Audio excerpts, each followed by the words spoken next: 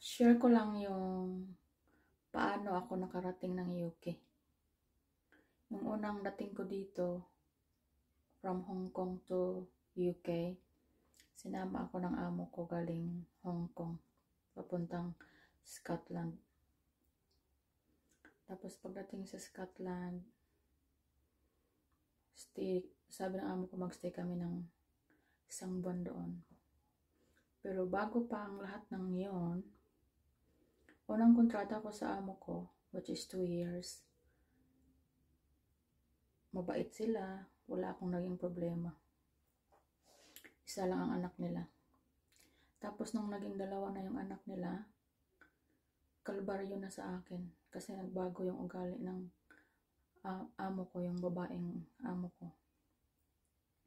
Nagkaroon yata siya ng PPD. Lahat ng galit niya, binubuntun sa akin. Kahit hindi ko kasalanan. Hindi ko siya sinasagot, kahit pinapagalitan niya ako noon. Nung nagkaroon na siya ng pangalawang anak. Tiniis ko yun. Maraming beses na akong gustong mag-break sa kontrata ko. Tapos, marami ding mga Pilipina doon na katabi lang ng apartment namin na nagsasabi sa akin na tiisin ko na lang kasi malapit ka na matapos sa kontrata mo, ganun. Mahirap kasi talaga dyan sa Hong Kong, depende sa amo mo eh.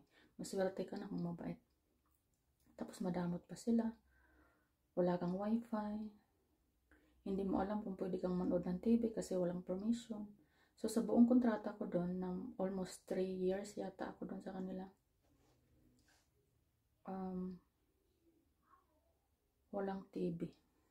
Hindi ako nanonood ng TV. May TV malaki, pero hindi ako nanonood ng TV kasi hindi naman sinasabi na pwede kang manood ng TV. Wala ring wifi. So data lang gamit ko.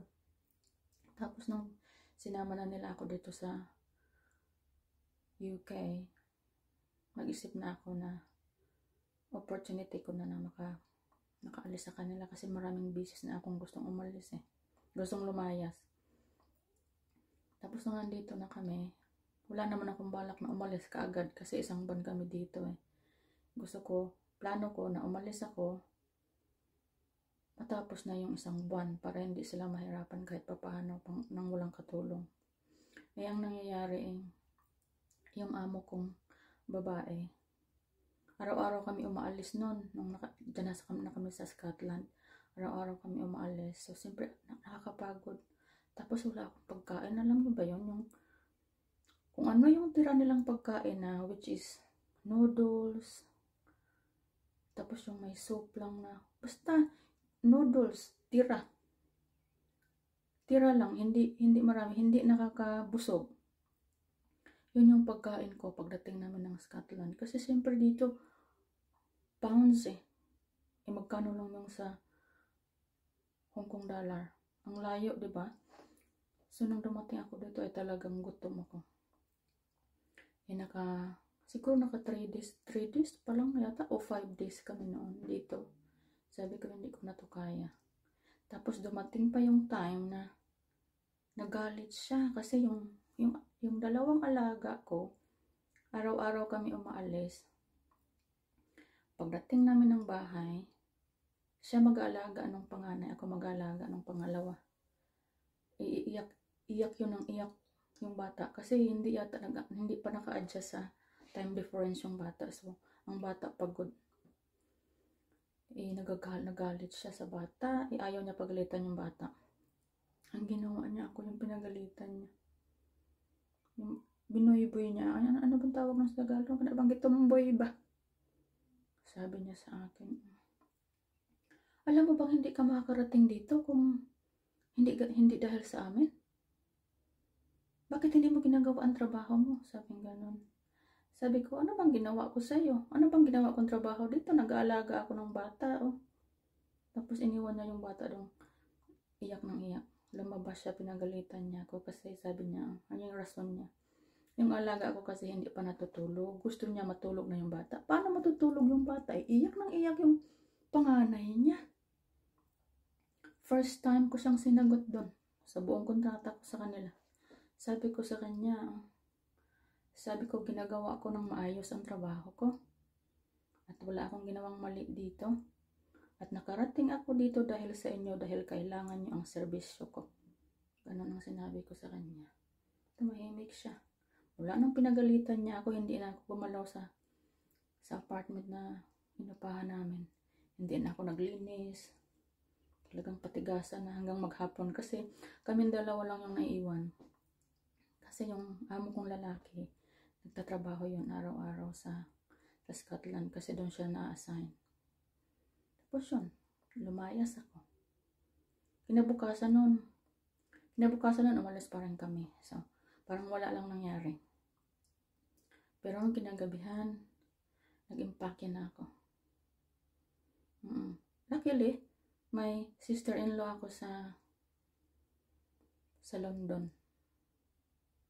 Tapos, tinext ko na yung, actually kinunta ko na siya kasi balak ko na talaga umalis, pero hindi ganoon kabilis. Kinunta ko na yung sister-in-law ko, sabi ko alis na ako, hindi ko na kaya dito. Tapos binigay ng sister-in-law ko yung address niya. Tumakbo na kaagad ako sa train station. Buti nga yung train station malapit lang dun sa apartment na inupahan namin. Takbo ako.